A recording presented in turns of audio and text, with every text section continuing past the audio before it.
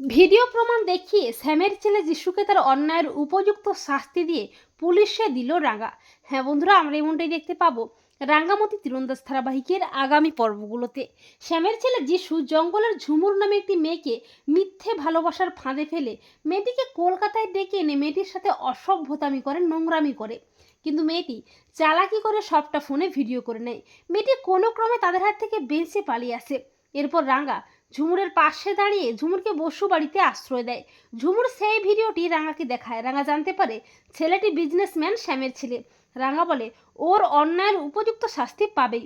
অপরদিকে শ্যাম বৃন্দাকে ফোন করে ভিডিওটি কোনো ক্রমে ডিলিট করতে বলে, কিন্তু ছদ্মবেশী বৃন্দা রাঙ্গার চোখ এড়িয়ে ঝুমুরের ফোন থেকে ভিডিওটি ডিলিট করতেই পারে না। এরপর রাঙ্গা সত্যজিৎকে সবটা জানিয়ে সত্যজিতের হাতে ভিডিওটি তুলে দেয়। সত্যজিৎ রাঙ্গার কথা মতো প্রমাণ সমেত শ্যামের অফিসে যায় যিশুকে অ্যারেস্ট করতে। কিন্তু যিশু ও তার বন্ধুরা পুলিশের হাত থেকে বাঁচতে পালানোর চেষ্টা করে, কিন্তু রাঙ্গা তাদের তীর দিয়ে আচ্ছা করে সাহায্য করে প্রমাণ সমেত পুলিশের হাতে তুলে দেয়। তো বন্ধুরা, তোমরাও এটাই চাও তো যে ভিডিও প্রমাণ দেখিয়ে শ্যামের ছেলে যিশুকে যেন তার অন্যায়ের উপযুক্ত শাস্তি দেয় রাঙ্গা?